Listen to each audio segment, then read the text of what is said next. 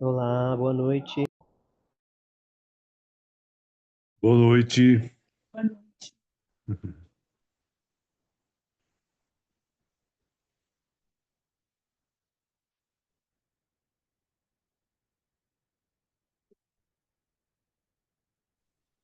Boa noite, boa noite.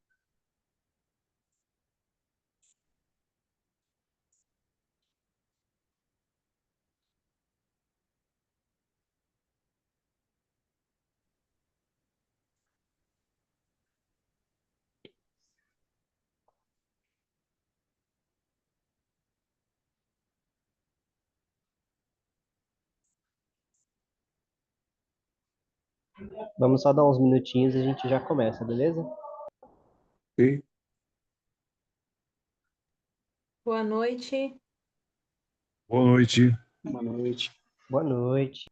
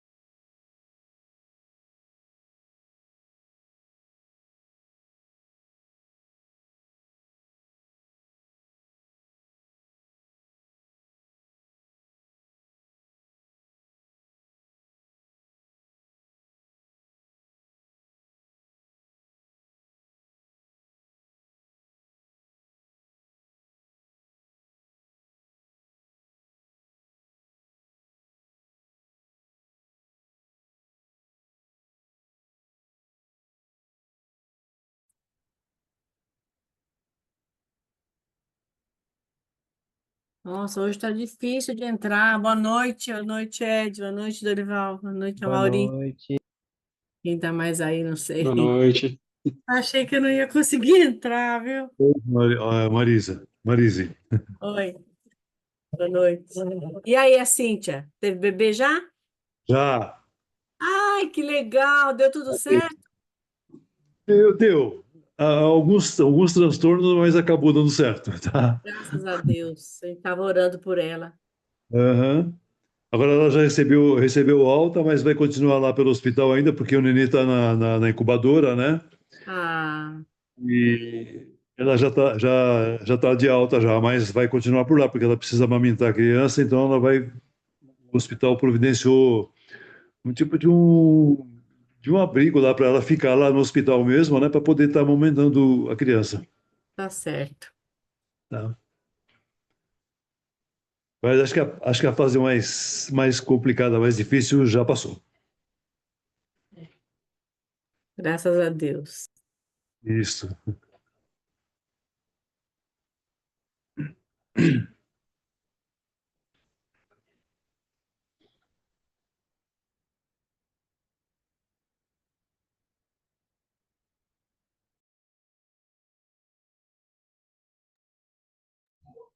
Amém, amém. Então, pessoal, vamos começando devagarzinho a conversar. E aí, com os alunos, pessoal que forem chegando, a gente vai engatando, eles vão engatando na nossa conversa, pegando o bonde, andando, e a gente vai começando a nossa aula, certo? Certo. E aí, o que que vocês estão achando do curso? O que que vocês aprenderam na última aula? Vou fazer bem professor do infantil, assim, tá? Para a gente começar a conversa. O que que vocês aprenderam na última aula? O que que vocês já estão achando das dinâmicas do curso? Ah, tá bom, tá gostoso, tá bom, tá tranquilo de aprender, tá muito bom. Legal, legal. Também estou gostando muito. Muito aprendizado. Coisas um pouquinho diferentes, nada, mas é muito bom mesmo, muito bom. Muito bom. Hoje, na nossa aula, no nosso tema de hoje vai ser bem conectado com o tema da semana passada. Quem que estava aí na semana passada? Quem lembra qual foi a aula da semana passada? Eu tava, mas eu sou difícil de lembrar, viu? Eu também, eu também. Se não fosse a minha colinha aqui.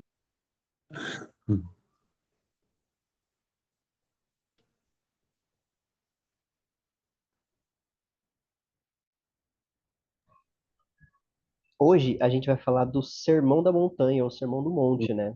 Eu comentei sobre ser correlato, ser relacionado com a nossa aula passada. A nossa aula passada foi sobre a origem dos evangelhos. É, então, bastante coisa que a gente vai falar hoje, talvez vocês já ouviram falar ou já pincelaram um pouco na aula passada.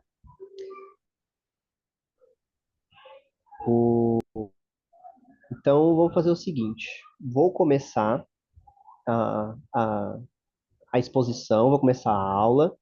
Podem me interromper a hora que vocês quiserem, podem mandar mensagem no chat, podem, interagir da maneira como vocês acharem melhor, que eu vou acompanhando aqui. Na medida do possível, eu vou parando, se tiver alguma dúvida, alguma coisa que vocês queiram comentar, mas aí a gente vai deixar, eu vou parando também a aula para perguntar se vocês estão entendendo, se pode ir mais rápido, se pode ir mais devagar, como é que vocês estão achando, né?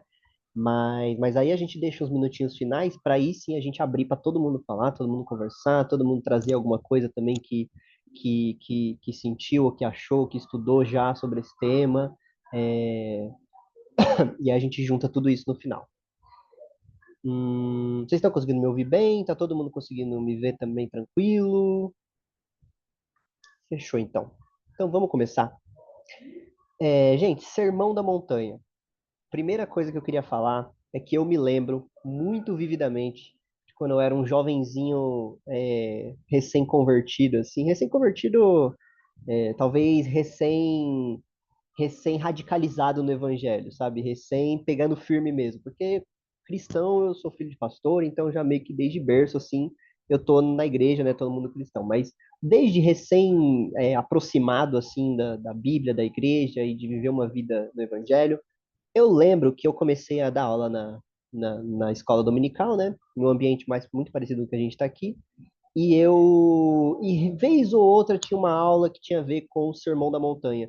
E era um dos meus textos assim preferidos, que eu lia e relia e destrinchava assim. Então, eu sei que eu falo isso em muitas aulas, mas novamente eu vou pedir paciência para vocês, porque eu fico muito animado falando desse tema às vezes. Então, se eu estiver indo muito rápido, se eu estiver atropelando as coisas aqui conforme eu estou falando, pede para ir mais devagar, fala, opa, pode voltar naquilo ali, porque eu fico um pouco ansioso às vezes. Eu lembro que eu pegava o Sermão da Montanha, que, como a gente vai ver daqui a pouco, são os capítulos 5, 6 e 7 de Mateus. É, eu lembro que eu pegava esses capítulos e eu dividia eles em aulas, assim, e eu pegava cada aula era quase como se fosse cada aula era 3 versículos, 2 versículos, e eram aulas, assim, exaustivas, sabe? Exaustivas no sentido do significado da palavra exaustivo, que é, tipo, como é que eu te explico? Era como se fosse para zerar o tema, falar tudo que tinha para falar, falar tudo que os teólogos já tinham falado sobre aqueles 2, 3 versículos. Vocês imaginam o quanto que era assim uma aula densa, uma aula assim que até para eu passar tudo direitinho era um trabalho assim. E era um trabalho que eu sempre gostei muito. Esse texto especificamente, o Sermão da Montanha. Vocês vão ver que é um texto assim, é, quando vocês forem ler, quando vocês abrirem suas Bíblias, vocês vão ver que é um texto riquíssimo justamente para fazer esse trabalho mesmo, pegar cada versículo, ir atrás, entender o que ele pode significar, o que ele pode trazer de prático para a nossa vida, né? Então, vamos começar com um objetivo para o final da nossa aula de hoje.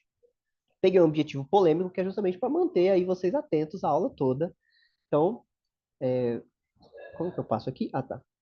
O objetivo da nossa aula de hoje é, chegando ao final dela, a gente entender que o Sermão da Montanha é uma síntese do projeto político do Reino de Deus. Aqui eu vou deixar a polêmica da palavra político ainda em aberto, mas já para desmistificar um pouco, para quem estiver vendo essa aula depois, ou para quem estiver, né, não se assustar, a gente não pode se assustar com palavra, primeiramente. Segundo, político, que não quer dizer partidário, não quer dizer de eleição, não quer dizer de voto, não quer dizer de nada disso. Aqui tem um outro sentido para essa palavra política, a gente vai entender ela mais aprofundadamente no decorrer da aula. Então, por isso que eu já coloquei essa palavra aqui, então vamos tentar entender o que, que isso daqui significa. A gente vai tentar entender, chegar nessa conclusão juntos ao final da nossa aula, e vamos conversar mais sobre ela, e vamos expandir mais o que ela pode significar. Como eu já adiantei, o Sermão da Montanha está nos capítulos 5, 6 e 7 de Mateus. São 3 capítulos. Caso você queira acompanhar, a gente não vai se atentar a todos os textos, todos os versículos minuciosamente, porque senão a gente ia ficar aqui muito tempo. E eu adoraria me atentar a todos os versículos, porque eu gosto muito disso, mas é um trabalho talvez que é mais frutífero da gente fazer num outro momento, de você fazer aí na sua casa, pesquisando, entendendo, você fazer com outras pessoas também. Poxa, vamos ver o que significa só esse capítulo 5, só esse capítulo 6. Vocês vão ver que tem algumas divisões desse sermão da montanha que também são muito interessantes de estudar elas separadamente. E a gente vai passar por essas sessões, essas divisões do sermão, que acho que vão ser. É de onde a gente vai tirar alguns insights para a gente entender o sermão da montanha. Então, é, vamos. Deixa eu só abrir minha colinha aqui. Vamos começar por uma introdução que é sempre importante, que é um pouco do contexto. O contexto onde esse texto está fincado, está inserido, escrito na nossa Bíblia. O contexto desse texto, ele faz parte um pouco do que a gente estudou na última aula. Então, por isso que eu comecei perguntando para vocês o que vocês acharam da última aula, o que vocês lembram da última aula. A última aula foi sobre a origem dos evangelhos. E uma coisa que a gente pincelou um pouco na última aula, que a gente falou um pouco na última aula, é que os evangelhos, eles são relatos de discípulos, são relatos diferentes sobre o mesmo episódio, sobre os mesmos acontecimentos, sobre a mesma vida, a vida de Jesus. Essas visões diferentes, esses relatos diferentes, eles vão trazer nuances diferentes. Por quê? Bom, primeiro porque são pessoas diferentes escrevendo cada texto, são contextos históricos diferentes que os textos foram escritos. Então, o Evangelho de Marcos foi escrito primeiro, depois veio de Mateus, depois veio de Lucas, e por último, lá no final, de João, que é o mais diferente de todos, porque demorou mais tempo para ser escrito, foi escrito muito depois de todos os outros. Tudo isso tem algumas explicações que servem para a gente entender por que nós temos esses 4 relatos. E o Sermão da Montanha que a gente vai aprender hoje, ele é o do capítulo 5, 6 e 7 de Mateus. Mas aqui cabe um detalhe. Mateus não é o único que escreve o Sermão da Montanha. Mateus não é o único que relata as falas de Jesus que estão no Sermão da Montanha. Os outros evangelistas, Marcos, Lucas e João, também vão relatar alguns trechos do Sermão da Montanha. João, um pouco menos, Marcos e Lucas, um pouco mais forte, mas o que vai acontecer então para a gente estudar especificamente esse de Mateus? Porque em Lucas, em Marcos e em João, esses textos, essas frases, essas falas de Jesus que compõem o Sermão da Montanha estão fragmentados, estão dispersados, estão em outras partes da vida de Jesus. Mateus coloca o Sermão da Montanha no capítulo 5, 6 e 7, porque é o começo do ministério de Jesus. Capítulo 1 a gente tem, eu vou falar mais ou menos, tá? Porque isso eu não puxei, mas capítulo 1 de Mateus a gente tem mais ou menos o anúncio do nascimento de Jesus. Capítulo 2 a gente tem o nascimento de Jesus, um pouco da infância. Capítulo 3 a gente vai ter os primeiros discípulos sendo chamados, o batismo. Capítulo 4 a gente vai ter talvez a tentação, eu não me recordo muito bem, mas a gente está nesse período nos capítulos 1 até o capítulo 4 de Mateus. Capítulo 5, 6 e 7, então, é o começo do ministério. É bem o comecinho. No final do capítulo 4 começa o ministério de Jesus. Então a gente ainda está nos primórdios, assim, no começo, todo mundo conhecendo Jesus, conhecendo quem ele é, os discípulos tentando entender quem ele é. Por que isso aqui é importante? Porque nos outros apóstolos, nos outros discípulos que escreveram os evangelhos, as falas do Sermão da Montanha não estão no começo. Inclusive, o trecho mais o trecho mais igual ao Sermão da Montanha, que está em Lucas, no capítulo. Eu não anotei na minha colinha, vocês acreditam? Está no final do Evangelho de Lucas. No final do Evangelho de Lucas, quando Jesus está prestes a ser preso, Lá, Lucas escreve falas parecidas com o Sermão da Montanha que está em Mateus, lá no começo. E essas discrepâncias entre os evangelhos, a gente já comentou um pouco na aula passada a razão delas, o porquê delas. O de Mateus, para relembrar um pouco vocês, é que o Mateus especificamente escreve para judeus convertidos, judeus que tinham se convertido a Jesus. E justamente para justificar e para mostrar como o Antigo Testamento dá testemunho de Jesus, que Jesus é o Cristo, e como Jesus cumpre o Antigo Testamento. Por que isso é importante? Porque o Sermão da Montanha está no começo do ministério de Jesus. Atenção aqui, que isso é importante. O Sermão da Montanha está no começo do ministério de Jesus, lá no Evangelho de Mateus, porque Moisés, no começo da sua carreira, também legislou em cima de um monte. O Sermão da Montanha forma um duplo com a experiência que os hebreus tiveram no Sinai, quando Moisés recebeu a lei de Deus. Assim que eles são libertos, ou seja, Moisés está começando a sua liderança diante do povo. No começo dessa liderança, ela é marcada pela aliança de Deus com seu povo no pé do monte, com as tábuas da lei. Então, Jesus está aqui como se fosse um representante de Moisés, um novo Moisés, digamos assim. Alguém que vai reler, e aí a gente vai falar disso mais para frente, mas que vai reler a lei de Moisés, vai reinterpretar, vai recontar, vai falar de novo sobre a lei de Moisés, dessa outra posição. Mateus coloca ele aqui porque os judeus, quando eles estão lendo esse comecinho do evangelho, eles começam a pensar, poxa, peraí, eu já ouvi essa história antes. Eu já vi isso acontecer antes.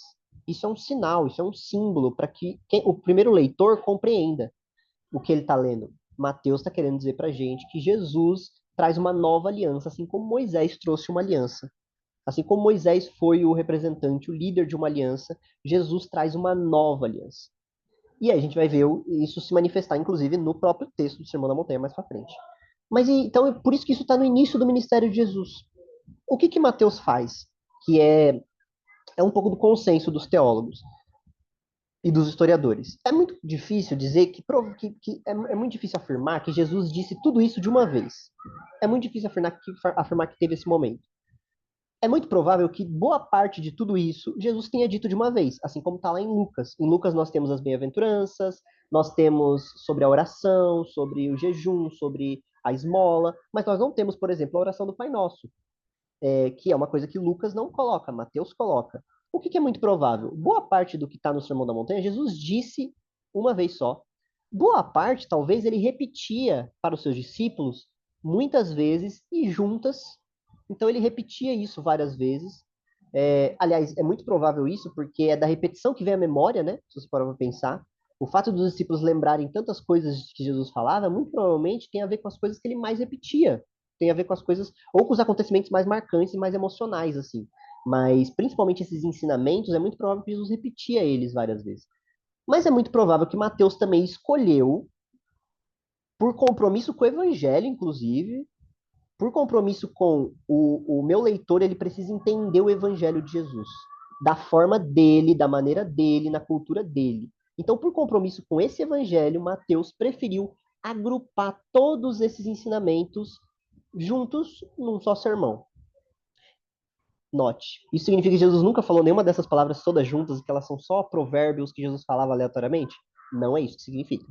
Essas palavras têm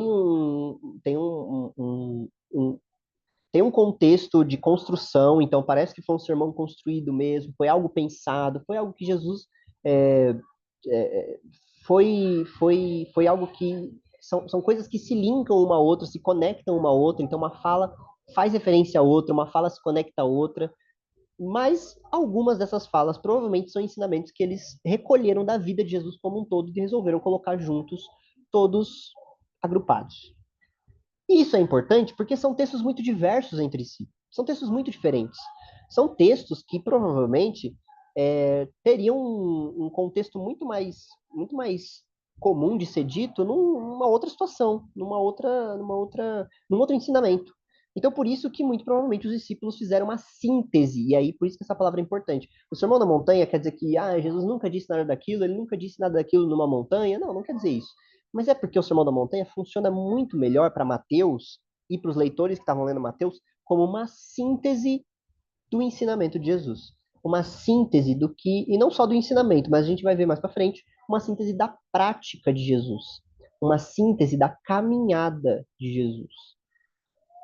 Então, isso é importante para a gente entender, porque quando a gente vai ler, se a gente, enfim, se a gente esquecer um pouco dessas coisas, fica um pouco esquisito, fica um pouco estranho um discurso daquele em cima de uma montanha e com assuntos que vão trocando um depois do outro, depois do outro, depois do outro, que alguns, às vezes, parece que Jesus está trocando de assunto, simplesmente. Mas é importante isso, que se você lê ele como uma síntese do ensinamento de Jesus, a leitura fica muito mais fluida, mais fácil, de mais fácil entendimento. Então, dito isso, alguém tem algum comentário? Alguém quer falar alguma coisa? E aí já É partir para de- a próxima. Pode falar. Em Lucas, o Sermão da Montanha está a partir do capítulo 6, versículo 17. Uhum. Tá? E tem um Você tá... trechinho também, que se não me engano, eu não vou lembrar qual capítulo, mas tem um trechinho, se não me engano, que ele coloca lá no final da fala. Lá quando Jesus está quase. Eu não vou lembrar qual que é especificamente, eu não sei se são as bem-aventuranças, ou se são uma outra fala de Jesus, mas tem uma fala do Sermão da Montanha que está lá no final do Evangelho, um pouco antes de Jesus ser preso também. Mas é verdade, tem no capítulo 6 também. Você vê como ele tá espalhado, né, pelo Evangelho de Lucas. Se você for no Evangelho de Marcos e no de João, vai estar mais ou menos assim também. O que é o Sermão da Montanha em Mateus, ele está espalhado pelos evangelhos, assim. Mateus dá uma sintetizada num local específico. Uhum.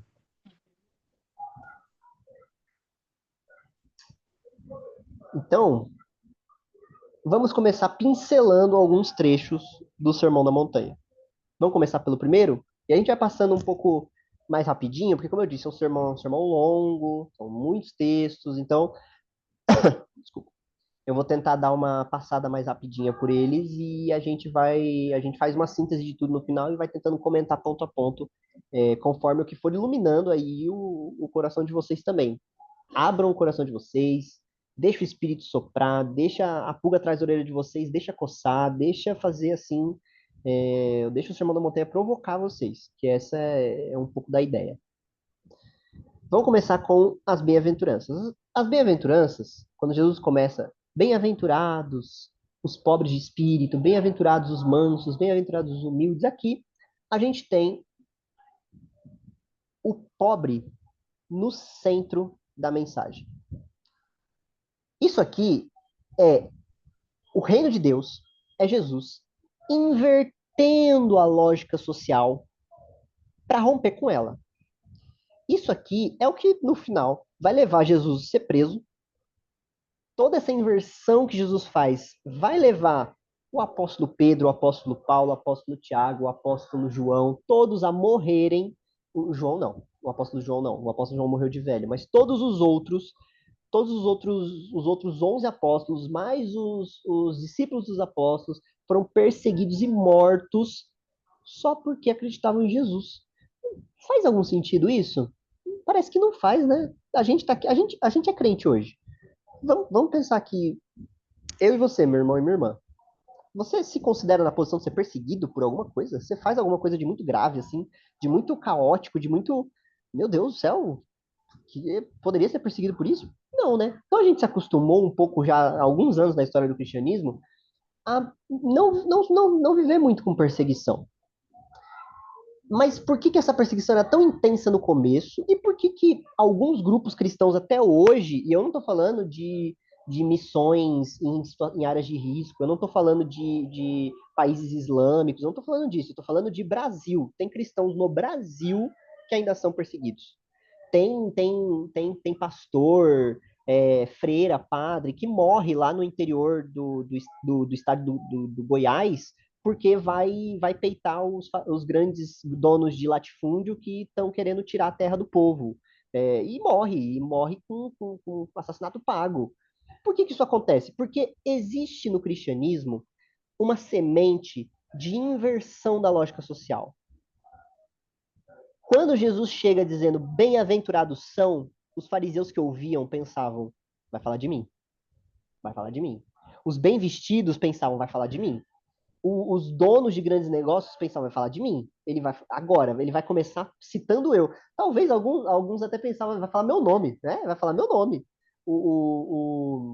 Não sei, o Anás, o Caifás, os sumos sacerdotes, não estavam lá ouvindo, né? Nenhum texto da Bíblia diz isso, tá? Eu tô só ilustrando aqui para vocês refletirem. Mas talvez o Anás e o Caifás estivessem ouvindo Jesus falar, falasse, ó, bem-aventurado sou eu, vai falar de mim. Não, bem-aventurados são quem? Os pobres de espírito. Bem-aventurados são quem? Os donos de propriedades? Não, os humildes. Aí começa uma bagunça. O reino de Deus está invertendo a lógica.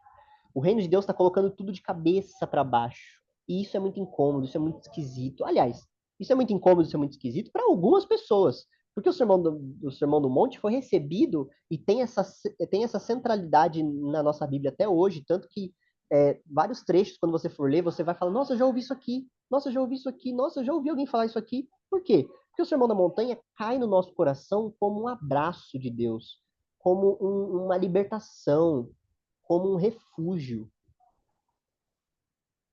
Porque essa mensagem é pra gente. Agora, tem uma estrutura social que não gosta de ouvir essa mensagem. Tem uma lógica social que Jesus confronta aqui. Então, quando Jesus diz bem-aventurados aqueles que são perseguidos em nome da justiça, peraí. Você está falando numa Galileia, numa Judéia, que vivia a dominação do Império Romano e que qualquer grupo que lutasse por liberdade era considerado rebelde e era perseguido. E aí Jesus está falando, e eu não estou dizendo aqui que Jesus está endossando práticas violentas de nenhum e nenhum grupo, mas ao mesmo tempo ele está falando, olha, mas bem-aventurados aqueles que são perseguidos por causa da justiça. Se é justo a causa, bem-aventurados são aqueles que são perseguidos por causa da justiça. Então tem alguma coisa aqui que Jesus tá prevendo. E aí vem isso, né? Jesus prevê a própria perseguição nesse texto. Porque ele finaliza esse texto falando: bem-aventurados são vocês quando forem perseguidos por minha causa. Então ele prevê a própria perseguição e prevê a nossa perseguição também.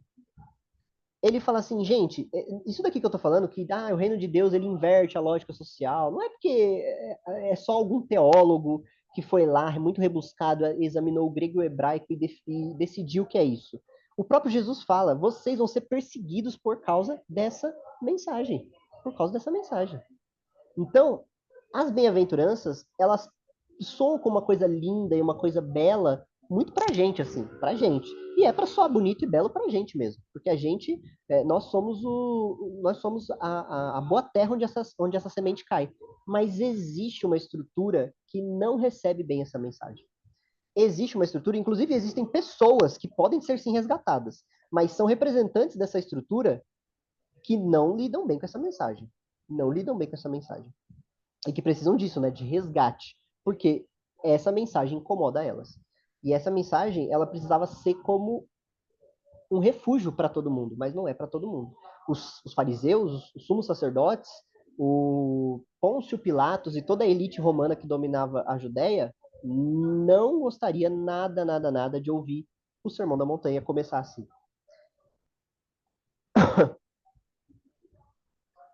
E aí, a gente vai um pouco para o próximo, porque a gente, Jesus começa essa mensagem muito bem-aventurados os pobres de espírito, e as pessoas começam a ouvir. Você imagina aquilo das pessoas ficando maravilhadas com a poética disso. E aí, no segundo momento, ele fala: vocês vão ser perseguidos por causa dessa mensagem. Então, quebra o ritmo, volta para um momento mais tenso. E aí, Jesus vai chamar o quê? Vai chamar os discípulos a. Não, mas então, quando você for perseguido, calma, respira, finge que não tem muito a ver com você, finge que não é muito. Não. Jesus vai chamar os discípulos para uma radicalidade. Como assim? Ninguém ignora o sal e nem a luz. Logo em seguida das bem-aventuranças, Jesus traz assim, gente, vocês são o sal da terra. E eu não preciso nem me alongar aqui na metáfora. Eu deixei aqui até, tipo assim, bem sucinto. A metáfora ela é explicada no texto de forma brilhante. Por quê? Porque eu não preciso nem me alongar muito na metáfora. É, ninguém ignora o sal e nem a luz. Nem a luz. Você vai comer uma comida sem sal, você vai sentir falta do sal. Você vai comer uma comida com muito sal, você vai sentir excesso de sal. Você vai ter sua boca seca. Você vai ficar no escuro, você sente a falta da luz. Você acende uma lâmpada para clarear aquele escuro e você coloca ela dentro de uma cômoda, não adiantou de nada. Jesus está chamando os discípulos para, se é para ser discípulo, você vai ser discípulo mesmo, mesmo. Você vai ser sal e você vai ser luz. Não é aquele salzinho que você compra lá na tabela, na prateleira de tempero, que vem cebola, alho, salsa e uma pitadinha de sal. Não, é sal, sal puro, sal grosso, talvez até, sal de verdade mesmo. Luz, ele fala como se fosse um chamado para os discípulos não ficarem em cima do muro. E a gente vai ver que ele vai, inclusive, encerrar um pouco do Sermão da Montanha com isso.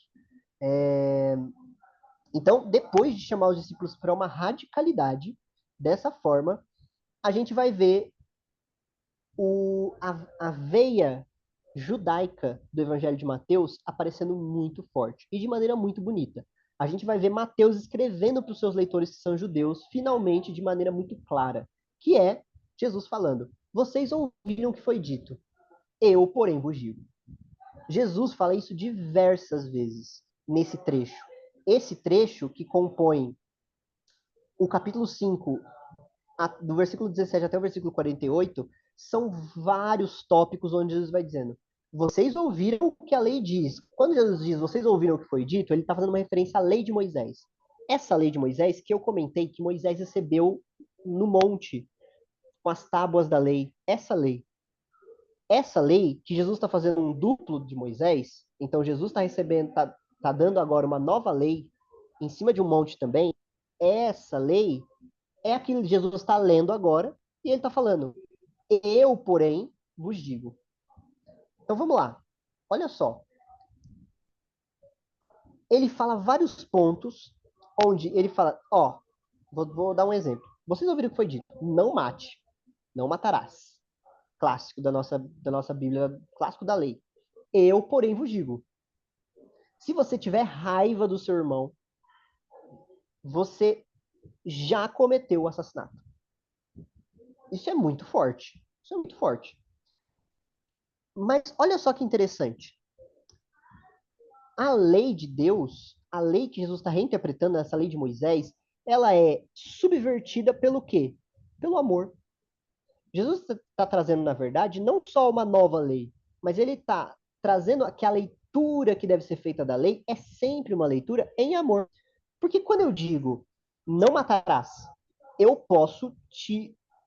Eu posso imaginar na minha cabeça eu matando alguém um monte de vezes. Porque eu não vou pro inferno, né? Eu não matei. Aliás, o que tá em jogo aqui não é nem pro inferno. Eu usei até a metáfora errada, nem pro inferno. Mas eu sou crente, continuo cristão, continuo firme aqui, não tem nada de errado acontecendo, porque eu tô imaginando que eu tô matando a pessoa aqui. Mas no final, assim, aliás, a pessoa não, né? Eu tô imaginando que eu tô matando uma pessoa que eu gosto, uma pessoa conhecida, uma pessoa do meu ciclo. A gente pode chegar até esse limite, se for com a lei. Por quê? Porque a lei diz não matarás. A lei não diz, né? Como, onde, quando, se pode imaginar, se não pode, se pode planejar, se não pode, se pode. Não. A lei não diz isso. A lei diz apenas, né? Quando você subverte a lei pelo amor, a história muda. Porque aí você não precisa nem planejar matar o seu irmão. Não precisa nem planejar. Se você sentiu uma raiva a ponto de que você mataria ele, você já está errado. E é isso. A lei, ela te condena. A proposta de Jesus é te chamar para pensar. Porque você percebe que o que Jesus está fazendo o que Jesus está trazendo é uma coisa que é perto do impossível, assim. Nunca senti raiva de alguém. Um outro texto clássico, que é um exemplo disso. Vocês ouviram o que foi dito: não adulterarás. Eu, porém, vos digo: se você olhar para a mulher do seu próximo com desejo, você já adulterou. Quando você junta todos esses pontos que Jesus vai falando, dá a impressão que Jesus está pegando a lei de Moisés, está deixando ela muito mais difícil e agora ela está ficando impossível, né? Parece que ela está ficando impossível. Porque se você for ler esse trecho que Jesus está falando como a lei de Moisés, como uma nova lei, realmente vai ficar impossível. O que Jesus está propondo é um novo paradigma de relação. Jesus está propondo, olha, Por que você faria isso com essa pessoa se você ama essa pessoa? Se o que media a relação entre vocês é o amor. Se o que media a relação entre vocês é o amor. Tem um, um dos, um dos, um dos trechos aqui, inclusive, eu queria até ler para vocês.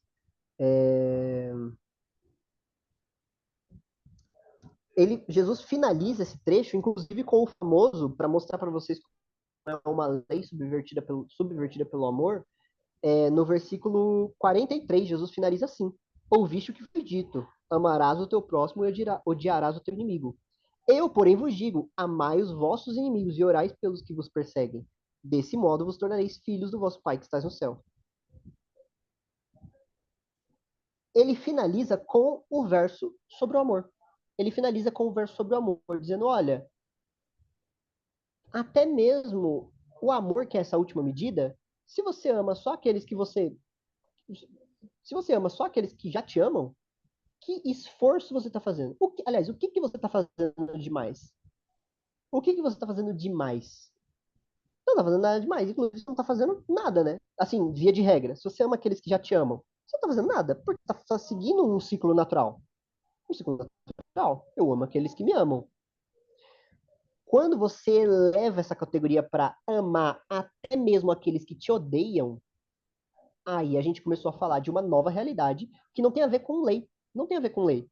Mais para frente, a gente vai ver o apóstolo Paulo falando o quanto que esse trecho do Sermão da Montanha e essa compreensão de Jesus sobre a lei subverte a própria lei. Subverte a própria lei. Agora, a própria lei se torna uma consciência de amor. Se torna uma consciência de amor. Não mais uma série de regrinhas que a gente precisa seguir. Então, e aí é por isso, em todos os pontos onde a lei mediava os seres humanos, ou seja, eu não tenho nada a ver com você, eu não preciso me preocupar com você. Eu posso falar aquilo que Caim falou sobre Abel. Se eu sou o guardador do meu irmão, eu não sou o guardador do meu irmão. Eu não me preocupo em nada com o outro. Por quê? Porque a lei se preocupa com ele por mim. Então, em todos os pontos onde a lei mediava os seres humanos, agora o amor e o senso coletivo são a mediação.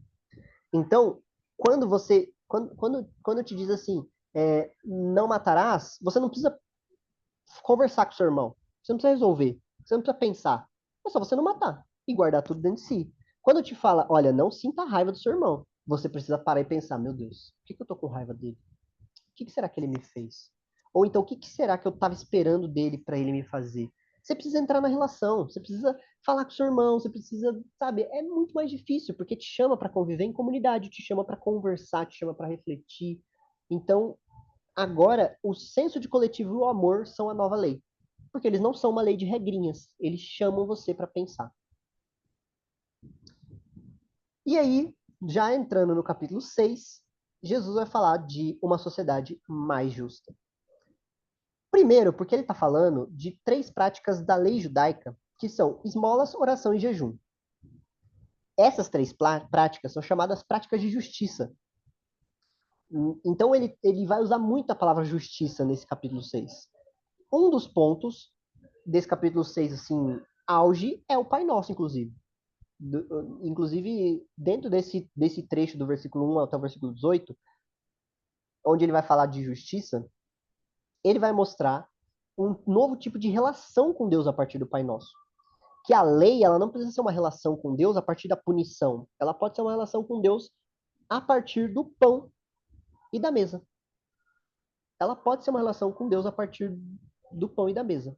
Ela não precisa ser uma relação com Deus a partir de um individualismo, de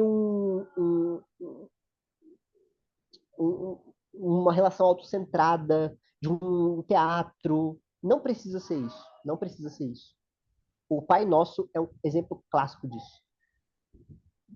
Não começa com Pai meu, meu Pai. Começa com Pai Nosso. É quase como se fosse uma oração para orar em conjunto. Pai Nosso. E o pão vira nosso também. Vira um senso, uma consciência de que Deus não é pai de filho único. Deus não é pai de filho único. E a missão de Deus nunca foi ser pai de filho único.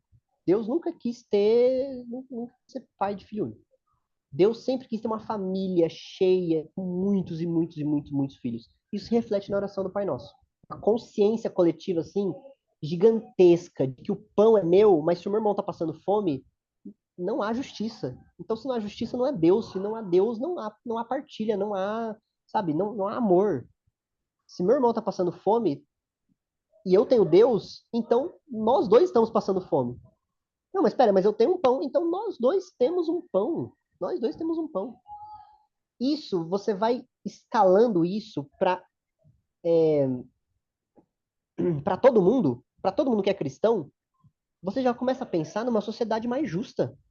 Porque tem cristão em tudo que é lugar do Brasil, por exemplo, do mundo. Vamos lembrar que o Brasil é um país cristão, é o maior país cristão das Américas, do mundo, se não me engano. É um país é, extremamente cristão, nas suas estatísticas, majoritariamente católico, em breve, demograficamente evangélicos, ultrapassando católicos, mas isso não deixa não tira o fato do Brasil ser um país cristão, né? Assim, reconhecidamente. Quer dizer que todo mundo que se diz cristão é cristão, não sei também, mas enfim, reconhecidamente, pelo IBGE, o Brasil é um grande país cristão. E aí, por que tem gente passando fome no Brasil? O que explica ainda ter gente passando fome? E quando eu digo fome, eu não estou nem dizendo só fome, fome, tipo, não tem o que comer hoje. Eu estou dizendo subnutrição. Tem gente que almoça frango empanado, gente. Só um frango empanado. Tem gente que janta um macarrão alho e óleo e acabou. E vira para as crianças e fala, ó, não sei o que a gente vai almoçar amanhã. Então, como que é possível uma sociedade que tem tantos cristãos não conseguir extirpar a fome? O que acontece? É uma coisa que os cristãos se perguntam, inclusive na história da igreja desde sempre, os cristãos começaram a se perguntar, porque começaram a ler o Pai Nosso, começaram a ler Jesus falando sobre justiça e falar, peraí, mas o meu objetivo como cristão é ser sal e ser luz, é não voltar atrás, é não dar passos para trás, é lutar pela mensagem de Jesus até o final. Então, peraí, tinha que ter gente passando fome, será? Será que é correto eu olhar pro rosto do meu irmão passando fome e falar, mas você também, né, não foi atrás, mas você também, né? Será que... Gente, inclusive, compartilhar o testemunho aqui com vocês. Eu tava lendo um livro, eu nem lembro o nome do livro, graças a Deus que o senhor apagou o nome desse livro da minha memória, que eu não quero nunca mais lembrar disso. Eu tava lendo um livro que o autor tentava justificar por que a gente não deveria dar esmolas ou ajudar as pessoas que precisam. Ele estava tentando justificar isso a partir de um argumento do tipo, mas eu dei esmola para você hoje, mas você vai vir pedir amanhã? Porque amanhã você já tinha que ter um novo emprego, né? Você tinha que fazer alguma coisa, você tinha que... Né?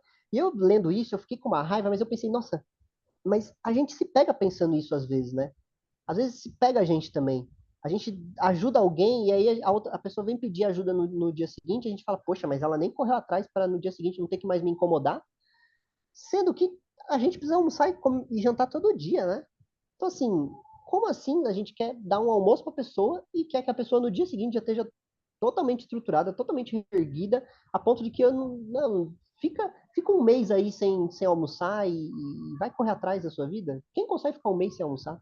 Almoço, moradia, roupa, são coisas que a gente precisa todos os dias, né? E a gente vai falar, inclusive, disso daqui a pouco mais para frente. Mas é, é isso que, falando hoje, já soa muito confrontador. Na época, então, foi o reino de Deus girando as lógicas sociais, girando as lógicas sociais. Numa Judéia e numa Galiléia, províncias romanas, onde era cheio de leprosos, esqueci o nome, aleijados, pessoas com deficiência física, cegos, surdos, pessoas endemoniadas, enfim, uma Galileia cheia de problemas, cheia de crise. Jesus não conseguia dar dois passos na rua sem esbarrar com um endemoniado, um aleijado, um cego, sabe? Então, era uma Galileia cheia de problemas. Jesus está falando, olha, de repente, essas pessoas, elas merecem pão, merecem sentar na mesa com a gente e merecem compartilhar com a gente um sorriso que seja, um bom dia que seja, um abraço que seja, um almoço, sabe? Essas pessoas têm dignidade, elas merecem estar aqui no centro da nossa conversa. E aí, né? Como é que você dorme com um barulho desse, né? Complicado. E vocês acham que para por aí? Não, não, não, não, não, não, não. A gente vai chegar no, no auge do sermão. Porque o sermão ele é construído com escadinhas, né? Você vê que foi piorando até agora. Daqui a pouco a gente vai encerrar a aula, eu mesmo vou virar e falar, meu Deus, eu não sei se eu sou crente ainda, eu acho que eu preciso aceitar Jesus. Porque vai de escadinha e vai piorando a nossa situação, vai piorando. Vai toda hora chamando a gente cada vez mais para refletir. Chega nessa última, onde Jesus está falando com uma tentação que está dentro de todos nós, de certa forma, mas uma boa parte dos que estavam ouvindo ele não tinham problemas com isso. Jesus está fazendo uma denúncia muito para além de quem estava ouvindo ele nesse caso. Jesus está falando: não acumulem tesouros na terra, não ajunteis dinheiro, não acumulem muito dinheiro. E aí, isso é uma coisa que pra gente, assim, a gente logo começa a criar gatilhos para tentar combater isso. Por quê? Porque a gente às vezes sente que ganha um bom salário, ou sente que tem uma boa casa, sente que tem um bom carro. A gente às vezes sente que tem alguma coisa e que acha que isso é acumular riqueza. E aí a gente assusta e fala, meu Deus, Jesus falou para não acumular, mas poxa, como assim? Por exemplo, o irmãozinho vai lá e compra um carro com o seu salário sofrido, etc. Aí ele ganha uma promoção, a esposa também trabalha, ele vai lá e compra 2 carros. E aí quando ele ouve o pastor falando, não acumulem tesouros na terra, ele fala, meu Deus, eu tô acumulando, porque eu tenho 2 carros, só preciso de um, meu Deus. Vamos lembrar aqui, o que Jesus está falando não tem a ver com posse, posse, posse. Por exemplo, Jesus não está falando daquilo que. Jesus não está falando de que da casa, do carro, não sei, do salário, do seu trabalho. Jesus não está falando de coisas assim, que tem a ver com a nossa vida diária. Jesus está falando de um acúmulo de riquezas desenfreado que não para mais. E isso existe, vocês sabem que existe. Existem pessoas que vivem em prol do acúmulo de riquezas, a ponto de que ela mesma não tem mais o controle sobre as próprias ações. Vou dar um exemplo aqui. Vocês acham que donos de grandes empresas demitem as pessoas porque eles são do mal? Porque eles querem? Porque eu estou criando uma situação hipotética aqui, mas é para a gente imaginar. Um dono de uma grande empresa que demitiu uma mulher que tá com um filho pequeno, tem um filho pequeno para amamentar, acabou de fazer o financiamento de uma casa e ele demitiu ela, ficou sem nada. Estou fazendo uma situação hipotética aqui, mas para a gente pensar, esse dono de empresa, ele é do mal? Ele é malvado? Ele é, ele é assim, ele está acumulando riqueza e aí por isso ele, não. O ponto não é esse. O ponto é que se você perguntar para qualquer dono de empresa se é ele que toma as decisões da empresa dele, muitas vezes ele vai dizer que não. Quem toma as decisões da empresa dele é o mercado. O mercado. O mercado está muito competitivo, eu tive que demitir ela, porque ela não está se adequando ao mercado competitivo que a gente tem. Não, porque o lucro da empresa caiu. O lucro da empresa caiu. Eu tive que demitir ela. Eu tive. Quando a gente vê grandes empresários tomando essa lógica e esse raciocínio, é justamente porque Jesus está combatendo aqui uma coisa muito maior do que indivíduos. Jesus está combatendo uma sociedade que se organiza em torno da riqueza, em torno do dinheiro. Uma sociedade onde o dinheiro vale mais do que a vida humana. Vale mais do que a vida humana. Eu, eu não vou citar nomes, porque eu não quero fazer referência a ninguém famoso, assim, nenhuma celebridade, nenhum político famoso, nada do tipo. Mas a gente viu na pandemia vários discursos de que a gente não poderia fechar tudo, fazer um lockdown, porque algumas pessoas, porque a economia não podia parar, porque o Brasil ia quebrar, porque o lucro de todo mundo ia cair, porque os grandes acionistas iam ficar sem o lucro deles. E aí, quando a gente perguntava para as pessoas, poxa, mas e a vida das pessoas? E, né, a Covid tem uma alta taxa de mortalidade, e a vida? Como que a gente faz com a vida humana? Assim, teve uma outra aula de IBQ Educação que eu lembro que eu até botei no slide um texto de uma matéria que dizia assim, um grande empresário falando assim, vai morrer só 14 mil pessoas. Sim, só. Bobeira. Assim, gente, vai morrer, mas vai morrer pouca gente. 9 mil, 14 mil, pelos cálculos que eu fiz aqui. Olha que interessante. E, novamente, eu não tô dizendo que esse cara, ou quem falou isso, ou quem defendeu isso, não tô dizendo que essa pessoa é malvada, ela tá pecando e ela não é cristã de verdade. Eu não sei. Mas eu tô dizendo que Jesus está denunciando uma coisa muito cruel como essa. O dinheiro se sobrepõe à vida das pessoas. O dinheiro se sobrepõe à vida das pessoas muito facilmente, muito facilmente. Se você procurar, talvez na sua história de vida, você vai achar momentos onde o dinheiro foi mais importante que você enquanto pessoa. Que você, alguém deu mais valor para um tantão de dinheiro do que para você. Então, isso é uma coisa que tá na nossa cabeça, a gente não precisa nem dar muitos exemplos e sair muito do nosso dia a dia. Existem pessoas, existem práticas de acúmulo de riqueza desenfreado que geram bilionários, trilionários que não se importam mais com a vida humana. A vida humana se torna lixo. E é por isso que o Jesus coloca assim, dessa forma. Gente, existe reino de Deus e existe o reino do dinheiro. Vocês precisam escolher, e esse é um dos textos um dos meus textos preferidos na Bíblia. Vocês querem servir a quem? A Deus ou ao dinheiro? Só é possível servir a um dos dois. Isso é um caos, assim. Talvez para eu e para você, não tanto. Ainda assim, a gente pode cair nessa tentação, entrar nessa tentação. Mas talvez para a gente isso seja ainda um pouquinho ínfimo. Mas existem lugares onde esse discurso ele precisa ser ecoado.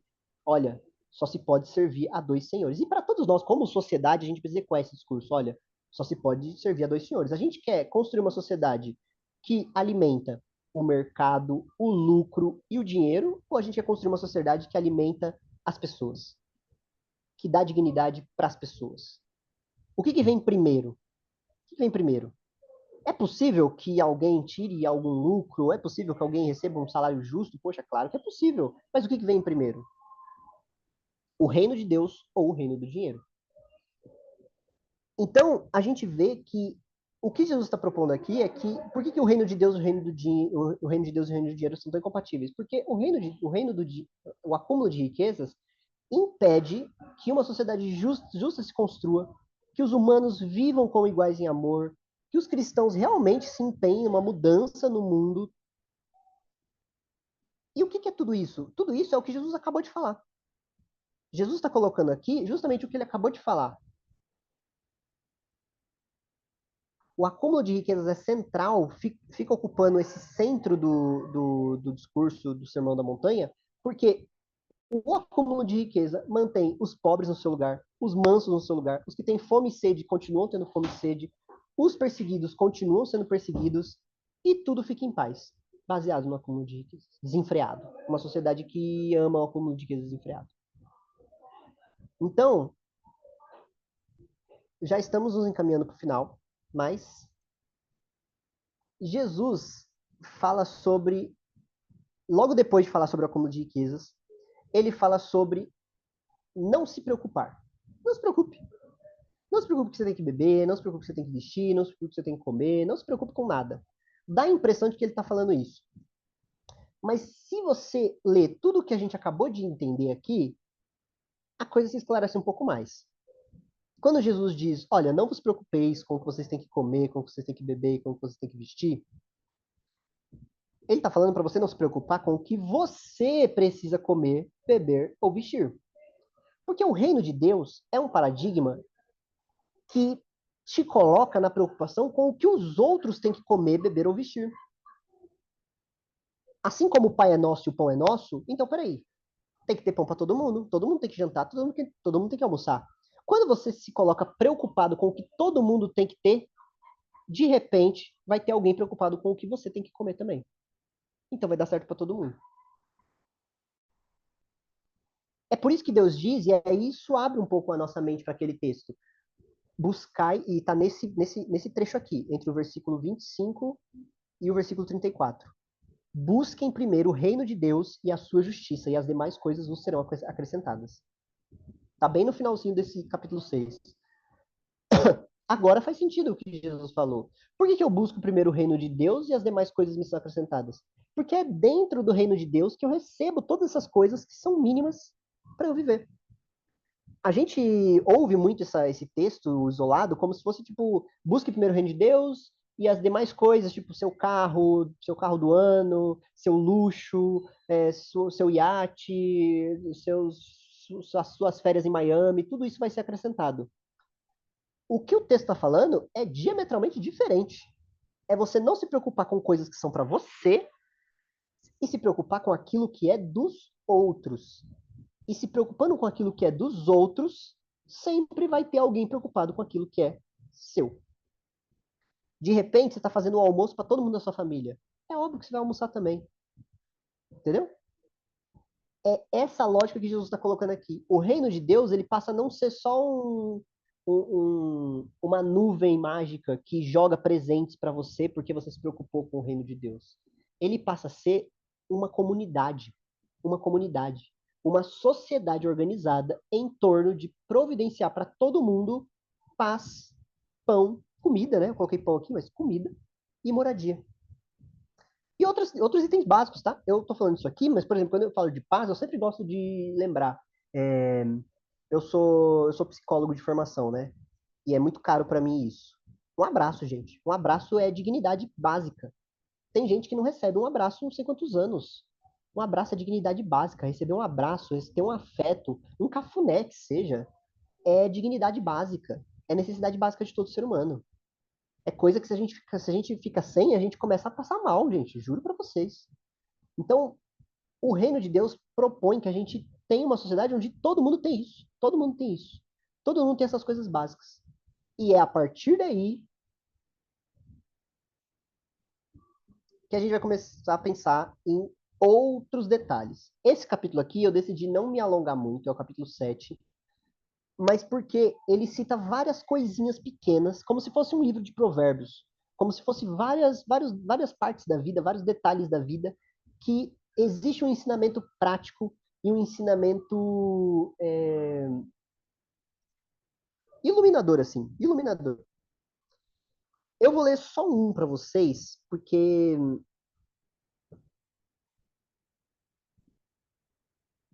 eu acho interessante esse daqui. É... Aliás, eu não vou ler não, porque ele é muito longo, mas eu vou falar dando de exemplos, porque acho que vai ficar mais curto e rápido. Quem já ouviu falar dessa metáfora do por que que você quer tirar o cisco no olho do seu irmão se você tem uma trave, um vergão de madeira dentro do seu olho? Por que que você quer mexer no cisco do olho do seu irmão se você tá com um vergão no seu olho? Essa é uma das coisas que Jesus fala aqui. E é um dos ensinamentos mais simples que tem, uma coisa mais básica que tem, uma coisa de boa convivência, de bem-estar para todo mundo.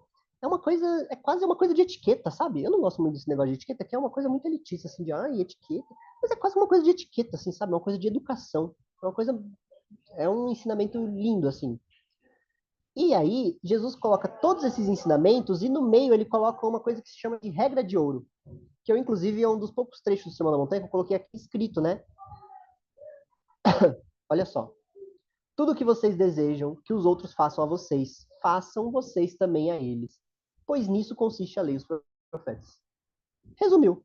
E aqui, Jesus resume um princípio de sociedade, gente. É um princípio de sociedade. É por isso que eu falei lá no começo que isso aqui tem a ver com política. Isso aqui tem ou não tem a ver com política? Imagine isso daqui sendo escalado para todos os níveis da nossa sociedade, os níveis profissionais, os níveis de saúde, de educação, de política que seja. Faça aos outros aquilo que você desejaria que fosse feito para você.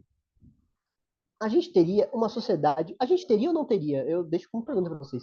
A gente teria ou não teria uma sociedade muito mais justa, coerente, saudável, tranquila, leve, se todo mundo fizesse para os outros aquilo que gostaria que fizessem para vocês? E isso parece que é quase isso daqui também, né? Parece que é uma regra de etiqueta, assim, de trate os outros. Não. Se você for um profissional bom, assim como você quer que te atendam e seja um profissional bom com você, se você for um profissional bom também, eu acho que vai dar certo. Se você for um um irmão bom, uma irmã boa, se você for um amigo excelente, mas e aí é que tá, não é falando excelente, falando um profissional bom, um amigo excelente, parece que é uma coisa de métrica, né? Parece que você tem que ser bom ou você é ruim. Não, é aquilo que você gostaria que fizessem para você. Se você for um amigo, como você gostaria que seus amigos fossem com você, talvez as coisas comecem a ficar diferentes. Se você fosse um profissional, assim como você gostaria que vocês que fossem profissional com você, talvez as coisas comecem a ficar diferentes. Então, por isso que isso sintetiza muito tudo que Jesus vem falando, inclusive. Por isso que ele finaliza falando: nisso consistem a lei e os profetas. Para finalizar, não dá para ser cristão só intelectualmente. Jesus finaliza com a parábola da casa construída na rocha e a casa construída na areia. Uma parábola com um significado também muito simples. Quem ouviu esse sermão todo e foi lá e praticou, é como aquele homem que construiu a sua casa na rocha, com firmeza. Quem ouviu e falou: "Ah, eu concordo. Legal. Muito bonito." E não praticou, não digo nem esqueceu, tá? Algumas pessoas não é que elas esquecem, elas lembram. Mas não vale a pena praticar, é muito esforço, ou dá muito trabalho, ou tem que confrontar muito a sociedade, é muito difícil. Não pratica. É como o homem que construiu a sua casa sob a areia. Veio o vento, bateu um ventinho, derrubou. O Sermão do Monte, ele é no final do Sermão do Monte, então, esse sermão se torna a etapa 1 do reino de Deus. Tem a etapa 2, implementação. Temos que ir lá e fazer alguma coisa. Temos que agir. O passo seguinte de quem ouve o Sermão do Monte, então, é caminhar por aí, andar por aí, pegar ônibus e trabalhar, e almoçar aí com os amigos, e fazer coisas.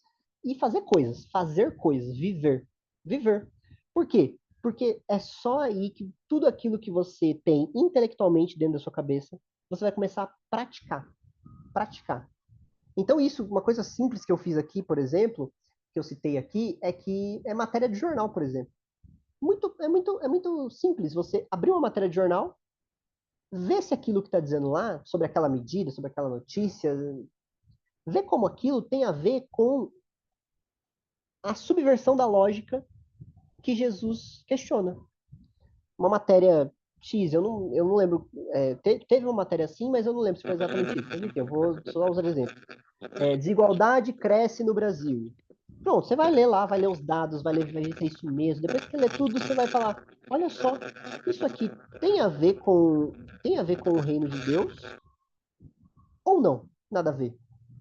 Como que o reino de Deus confronta isso? Como que o Sermão do Monte que eu li, que eu aprendi, confronta essa matéria? É uma coisa muito simples de fazer, uma coisa que dá para fazer.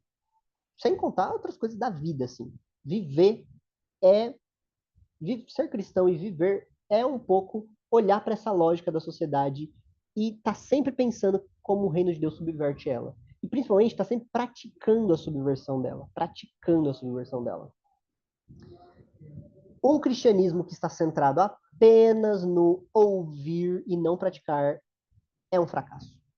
É um fracasso. E isso Jesus fala mais à frente, e os discípulos vão falar de novo, de novo, de novo. Certo? Conclusão. Por que o Sermão do Monte é um programa político? Primeiro, aliás, deixa eu já passar para a próxima. Porque o reino de Deus é uma outra proposta de sociedade.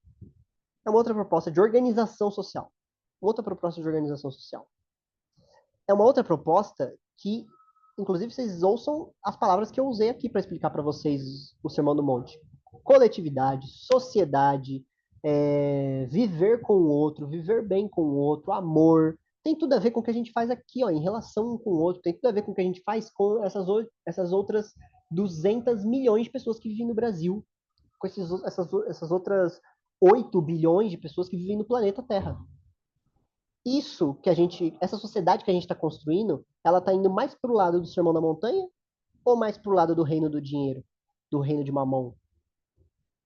É isso que o Sermão do Monte é uma das coisas que o Sermão do Monte nos questiona. Ela está indo mais para o lado do amor ao próximo ou do individualismo, da competitividade exagerada?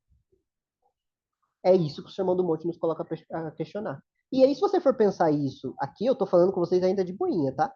Mas se você for pensar isso e falar isso daqui que eu estou falando em alguns outros círculos por aí, vão falar que você está sendo político e talvez te tirem da chamada, porque vão falar que você está sendo muito questionador, você está questionando muito por que a sociedade se organiza do jeito que se organiza, por que tem gente passando fome, por que tem o individualismo e a competição são valores fundamentais do nosso mundo e não o amor. Vai ter gente que vai falar, ih, você está sendo muito político, licença. Licença, tchau, tchau, tchau, abraço. E aí você vai ser perseguido, que nem Jesus falou. Olha só, quem diria, né? Você vai estar sendo perseguido por causa da justiça. O reino de Deus é uma outra proposta de sociedade e não encaixa com essa sociedade que a gente tem hoje. Para finalizar, uma frase de um sociólogo chamado Eduardo Galeano, que eu acho que encaixa com o que a gente falou aqui. Porque muitas das coisas que a gente falou no Sermão do Monte parece utopia, sabe? Parece utopia. Casa para todo mundo ter o que comer, o que vestir, amor, todo mundo ter abraço, todo mundo ter afeto, todo mundo ter amor um com o outro, as pessoas tratarem as outras como elas gostariam de ser tratadas. Poxa, ninguém vai fazer isso, tá todo mundo preocupado com a sua conta no banco, seus imóveis, seus negócios. Quem que vai parar para pensar isso? Bom, a gente, primeiro. Mas, se você estiver muito pessimista, ainda assim, essa frase às vezes me ajuda quando eu estou muito pessimista. Esse sociólogo aqui, ele não é cristão, mas ele foi profeta aqui. A utopia está lá no horizonte. Me aproximo 2 passos, ela se afasta 2 passos. Caminho 10 passos e o horizonte corre 10 passos. Por mais que eu caminhe, jamais alcançarei. Para que serve a utopia? Serve para que eu não deixe de caminhar. Ainda assim, eu acrescento sempre uma pitadinha de crente aqui nessa frase. Porque, para mim, esse pensamento vale muito para o reino de Deus. O reino de Deus ele está lá no horizonte. Eu me aproximo 2 passos, eu não sinto que ele se afasta 2 passos. E aí eu posso caminhar 10 passos. Ele não corre de mim 10 passos. Porque algum dia a gente vai alcançar o reino de Deus. Mas aí é que tá. Uma frase que Jesus fala nesse Sermão do Monte, inclusive, é que você vai alcançar o reino de Deus sem deixar de caminhar? Ou deixando de caminhar? Você vai alcançar o reino de Deus sem caminhar? Sem andar? É possível alcançar o reino de Deus?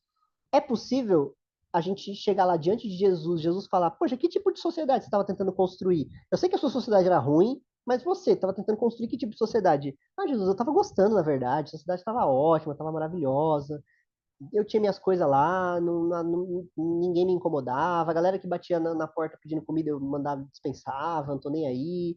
Que tipo de sociedade você estava organizando? Jesus, inclusive, diz isso. Tem alguns que vão chegar diante dele e falar, mas Jesus, eu falei tanto sobre o seu nome, eu preguei, eu expulsei demônios. Jesus vai falar, ó, eu não conheço vocês. Porque o meu reino é um projeto. E se engaja nesse projeto quem,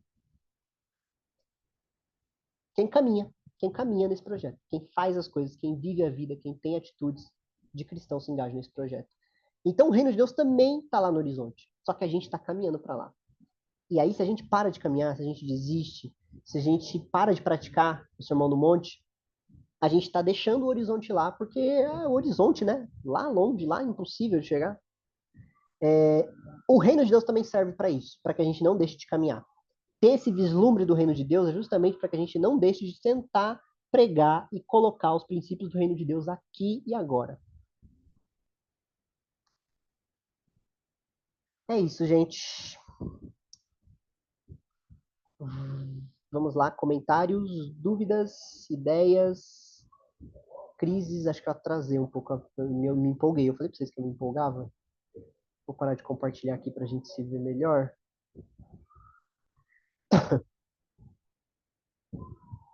Prontinho.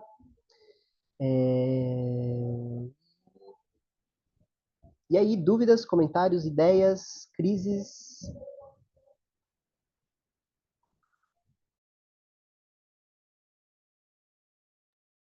Eu vou fazer uma pergunta aqui, não sei se eu vou se eu vou estar contradizendo as coisas aí, mas a pergunta é a seguinte: será que a gente, como indivíduos, conseguimos colocar em prática tudo aquilo que Jesus fala no Sermão do Monte? Porque você fala assim, a gente tem que tentar mudar, não concordar com a injustiça, com a política que existe por aí e tal, mas isso depende de cada um, né? Tem que começar com o indivíduo. E aí, se todo mundo, um indivíduo contaminar o outro, aí sim junta uma comunidade e ganha força para lutar, para combater esse tipo de coisa. Mas aí a pergunta, será que individualmente a gente consegue cumprir todos os requisitos que Jesus prega no Sermão do Monte? É difícil, hein? Difícil. Como eu comentei, Então, eu eu também acho. tô quase saindo daqui e aceitar Jesus de novo na igreja, porque. Mas o Carlos Mesters, que escreve o livro que a gente está se baseando para montar as aulas, ele coloca um questionamento parecido. Por isso que eu coloquei uma provocadinha dessa lá no meio da aula também. Só que ele deixa sem resposta. E eu também não sei se eu tenho muita resposta, não. É, quando a gente está nesse trecho, principalmente nesse trecho de vocês ouviram o que a lei disse, eu, porém, vos digo, Jesus vai piorando tudo que a lei já tornava, já era difícil na lei. Jesus vai piorando, ele vai piorando. Vai tornando mais difícil, vai tornando mais exigente. E os teólogos, muitos deles se perguntavam: será que isso é para todo mundo cumprir?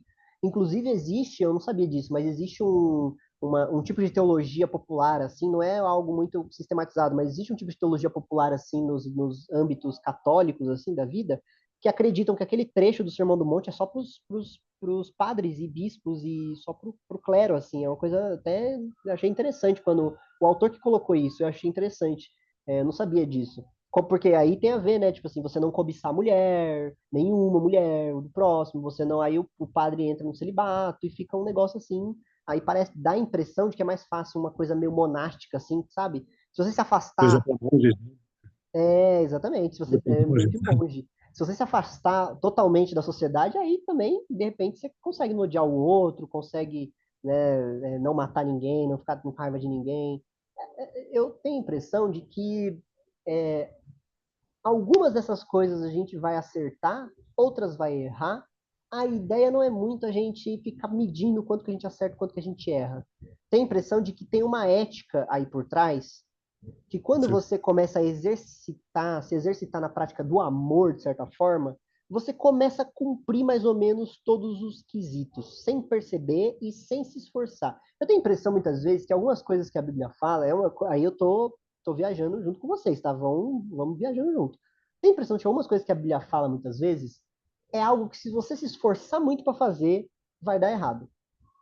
Se você deixar fluir naturalmente de você, talvez comece a dar mais certo. E naturalmente eu digo, não no sentido de que a gente é bom e que no fundo a gente é legal, a gente consegue sozinhos. E aí é um comentário que eu adiciono na sua pergunta. Você comenta sobre começar individualmente.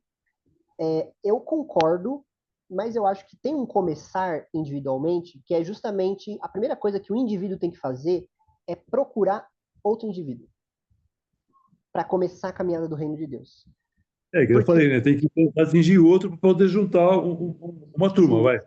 mas eu tenho a impressão de que mesmo o exercício do não odiar, por exemplo, o exercício do não ter raiva, que é uma coisa que Jesus fala, não matarás. Não, não pode ter raiva nenhuma. É muito difícil. Mas esse exercício, eu acho que você só vai conseguir fazer se você tiver alguém que você odeia muito por perto. Alguém que te irrita e você não consegue ficar sem. E aí você vai falar: peraí, eu acho que tem um exercício aqui para eu fazer. Sabe? Eu acho que os conflitos que vão vindo disso, eu acho que a cura e o remédio, ou a cura e a doença. A cura e a doença só vem da comunidade. Então, se você não for para um ambiente assim cheio de gente, que você possa interagir, que você possa conviver, eu tenho a impressão de que aí sim realmente vai ficar mais difícil perto do impossível, assim. O impossível começa a ficar mais próximo de ser atingido quando a gente está no meio de uma galera, mesmo que seja uma galera assim, perfeita. Tem o cara que odeia todo mundo, aí tem o outro que fica olhando para a mulher dos outros, aí tem o outro que. Tudo bem, mas vamos juntar esse povo tudo na graça de Jesus, vamos orar muito, vamos ler muito a Bíblia, vamos Porque de repente daí começa a surgir alguma coisa. De repente daí começa a surgir um passo a passo, sabe? É, e aí por isso que eu digo, eu tenho a impressão de que no meio de uma comunidade, estando em comunidade, se a gente ficar esquematizando muito e se esforçando muito para tentar aplicar aquilo que a Bíblia diz, às vezes a gente vai acabar tropeçando. É mais fácil ler o texto, tentar entender o que a gente aprendeu, tentar aplicar aquilo na vida e só, sabe? É uma coisa meio tipo fazer esse arroz com feijão e o espírito meio que vai começar a soprar, vai começar a fazer, vai te mandar. Eu lembro de um pastor que falava assim, porque o crente às vezes tá lá fazendo aquela autoavaliação dele, e ele pensa assim, ah, mas é, tenho tudo, só tá faltando eu não ter raiva, porque eu tenho muita raiva. Do resto eu tô bem, mas só tá faltando raiva, que eu não tenho muita raiva. Aí Deus manda uma pessoa para ele que é, nossa, irritante, e faz tudo errado, e tudo que ele quer fazer certo, e aí ele vai ficar com muita raiva dessa pessoa, e aí você vai pensar, poxa, mas o que que tá acontecendo? É porque é para ele exercitar, né? Para ele aprender a não ter raiva. Às vezes Deus manda um problema mesmo pra gente, Sim. sabe, dar uma balançada. Então eu Dá uma acho cutucada, que né? então é. E aí, aliás, eu lembro que eu aprendi eu já ouvi um pastor falando isso, mas um lugar que fala muito isso interessantemente, de maneira engraçada.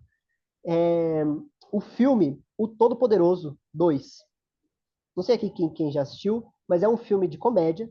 Só que é um filme onde um cara aleatório, um político, um cara aleatório, Deus chama ele para que ele construa uma arca. Isso no século XXI, assim, hoje em dia, nos dias de hoje. E aí, no começo do filme, mostra a mulher dele orando para que a família fique mais unida.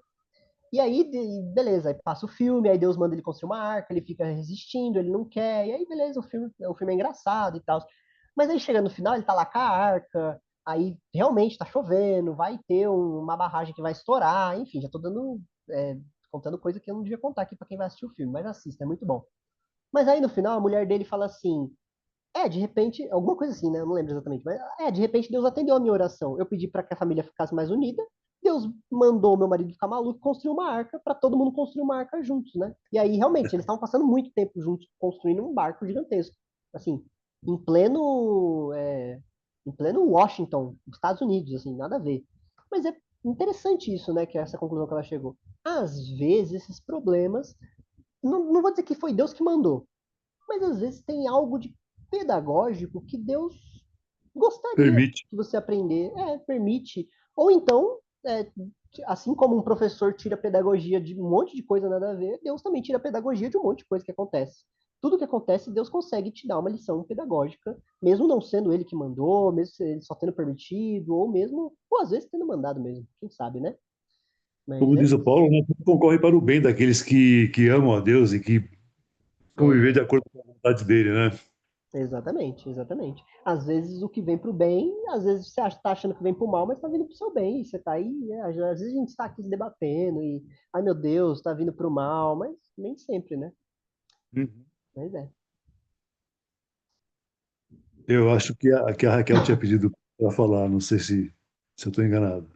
Hum, Raquel, pode falar, se quiser.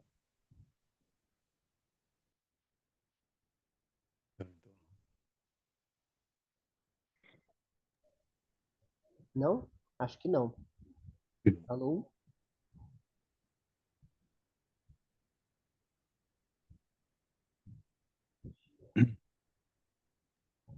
Gente, meu celular travou. Ai, pronto. Ah, mas estamos te Não, ouvindo, estamos te ouvindo. eu ia comentar. Boa noite a todos, né? Boa noite. Eu acho que eu tenho batido tanta tecla, né, de, do quanto que eu vi esse Deus carrasco. Então, eu acho que isso tem sido construído ao longo dessa minha caminhada com Cristo, com Jesus. E eu nunca vi, né, essa história, né, esse significado da oração do monte. Mas achei interessante porque bem hoje eu estava comentando com um amigo algo que eu falo que eu acho que é necessário pescar, né? A gente aprender a pescar.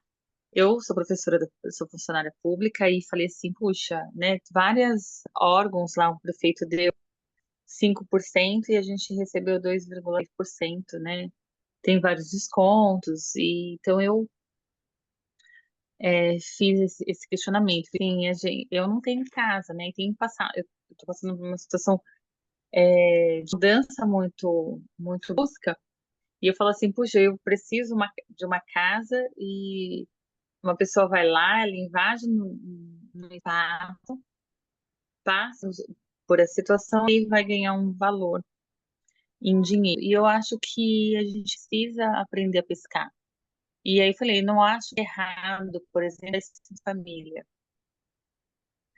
mas eu acho que se dá esse Bolsa Família e dá estratégias para que essa família viva com mais dignidade, né? Porque eu estou reclamando de 2,6%, mas eu ganho muito mais do que R$ 800, R$ 600, que eu nem sei quanto que é um Bolsa Família, né?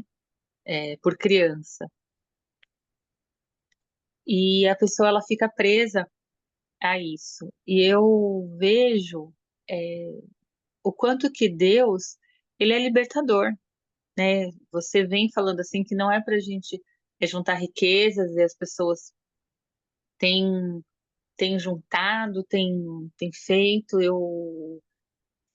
Você está aí com o celular novo, então eu também quero ter um celular novo, melhor e igual a você. É, e a gente acaba eu acho que numa certa parte, como o irmão falou, é, não sendo como Jesus, né? Porque a gente acaba, mas como pode eles ganharem? Como podem viver nessa situação?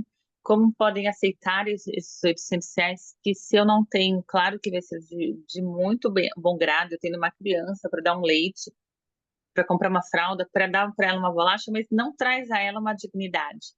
E a gente precisa olhar também, eu acho que a palavra de Deus, com isso ele ele vem para nos trazer essa dignidade. A gente não precisa ter o mundo, porque o mundo um dia se acaba, né? A gente precisa juntar esse tesouro lá no céu, como eu entendo, mas a gente também não precisa viver desta forma, né?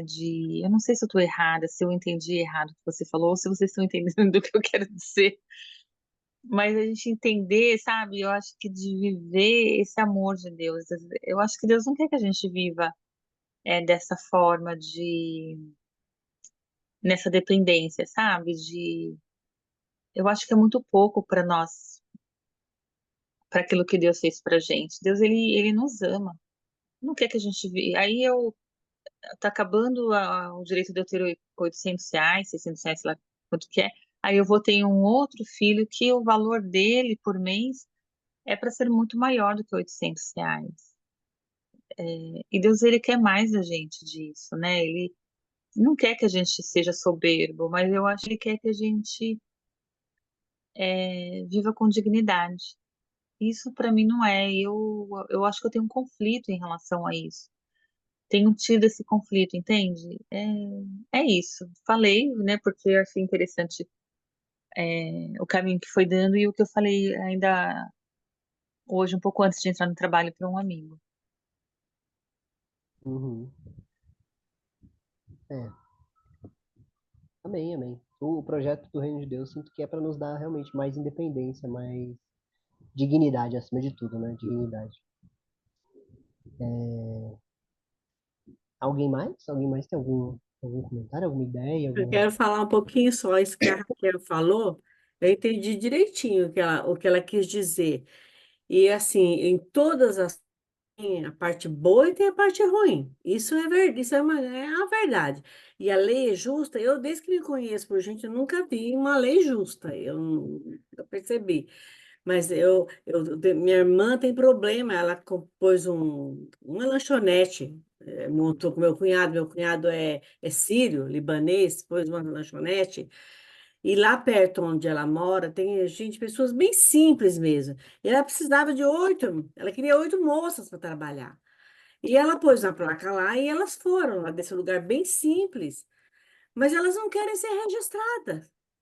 Minha mãe falou assim, não, eu não vou trabalhar contra a lei, eu preciso registrar você, porque depois eu posso, mas daí eu vou perder a minha cesta, o valor que eu recebo lá todo mês, eu vou perder. Aquele valor serve para me fazer a unha, para me cortar o cabelo, para minha cabeleireira. Então, muita, é por isso que eu falo, tem o lado bom, tem daquelas que você vê aquelas mães necessitadas, que são sozinhas, criança pequena, ela não pode trabalhar. Ela merece. Mas tem essas que elas têm o trabalho e não querem ser registradas para ganhar um salário mínimo, porque ganha uma Bolsa Família que não precisa trabalhar para ganhar. E elas não querem perder, entendeu? Então, e são moças novas. Agora, a gente, é uma pena isso, porque que futuro vai ter uma pessoa assim? Então, por isso que eu acho que tudo tem que ter um critério, alguma coisa assim, né? Igual eu a favor de ajudar. Eu tiro da minha boca se precisar para ajudar, porque eu gosto de ajudar. Eu gosto. Eu já comi arroz puro na minha vida. Arroz puro, que não tinha uma mistura, não tinha nada. Meus filhos nunca usaram fralda descartável, porque eu não podia comprar. Mas eu amo ajudar. E esse é o meu papel. Eu sinto esse desejo por amor, mas também porque eu sou serva de Deus. E a Bíblia fala que eu preciso ajudar, eu entendo direitinho. E eu ajudo mesmo. Eu gosto, eu faço o que eu posso. Não posso ajudar de montão, mas eu ajudo. Quando meu filho teve câncer, precisou de fazer uma cirurgia para não perder o rim, todo mundo ajudou também. Então é assim, essa é a lei, Deus é assim. E é tudo por Uhum. amor. Mas tem algumas pessoas que, às vezes, a gente fica nervoso com isso, sabe? É Uhum. difícil, viu? É. É, Mas todo e, canto. uhum. E como, bom, não vou fazer um comentário muito longo, mas é, como exercício de reflexão sobre o texto do Sermão do Monte, inclusive, mas também sobre outros trechos da Bíblia, acho que isso é um bom ponto, que eu comentei da gente abrir o jornal, por exemplo, ler aquilo e tentar fazer uma reflexão, a crítica. Essa reflexão que vocês fizeram sobre o Bolsa Família, realmente, né? Ela é uma reflexão sobre os limites desse programa, por exemplo, que tirou uma série de pessoas da miséria e etc. Mas uma coisa, por exemplo, que Paulo, inclusive, tem um texto onde ele fala isso é, de forma meio rude, assim, parece que ele está sendo maldoso, mas que é uma coisa básica, assim, de algumas sociedades sociedades que já discutiram isso, já podem ultrapassar essa questão, que é a questão do desemprego, né? Políticas de pleno emprego são políticas que tendem a deixar o Bolsa Família, por exemplo, meio inutilizado. Daria para acabar, não precisaria ter. Porque o Bolsa Família é um programa de renda universal. Poderia se acabar com o programa de renda básica se tivesse pleno emprego, por exemplo. O texto de Paulo quem não trabalha que também não coma. E aí parece meio, ai meu Deus, parece que ele tá falando, ai meu Deus, nossa, e a pessoa que é deficiente, ou a pessoa que não pode trabalhar, a pessoa que tá gestante, não é isso que ele tá falando, né? Ele tá falando de quem pode trabalhar, quem tem força de trabalho, trabalhe para ter a sua própria comida. E existe, assim, um grande problema, porque na nossa sociedade existe um desemprego, assim, sintomático, e aí, se vocês quiserem conversar mais sobre o porquê que existe desemprego, eu adoro, eu sou professor de história também, então eu adoraria ficar horas e horas falando, mas enfim, existe também, é muito importante que nós cristãos sempre ficarmos com o pé atrás e sempre colocarmos um questionamento em tudo isso, para falar, gente, de repente era para todo mundo ter trabalho, né? De repente era para todo mundo ter emprego, não era para ter desemprego, não, porque tem um monte de cargo aí, né, para as pessoas ocuparem, um monte de gente aí querendo trabalhar. Nós cristãos somos uma frente importante desse tipo de questionamento. Mas bom, gente, alguém quer falar mais alguma coisa? Nossos minutinhos já estão acabando. Eu só queria falar assim, a gente não pode, só assim, a gente não pode resolver o problema do mundo, mas nós precisamos fazer a nossa parte. Se a gente fizer a nossa Uhum, parte e incentivar mais alguém a fazer, pronto, vai dar certo, né? uhum, exatamente, Sim. exatamente. Quem mais? Quem mais? Alguém mais? Então vamos ir finalizando então. qualquer dúvida, se vocês tiverem, qualquer bate-papo que vocês quiserem ter sobre essa aula, pode mandar lá no grupo, a gente conversa ao longo dessa semana, até a próxima aula a gente vai conversando sobre esse tema. Caso queiram mandar alguma dúvida no privado também, caso queiram conversar sobre alguma coisa, eu estou disponível também, podem me chamar, tô sempre à disposição, adoro ficar debatendo, comentando e conversando várias coisas. Então, sobre o Sermão do Monte, então, vocês viram aqui que eu até passei do tempo, que eu adoro.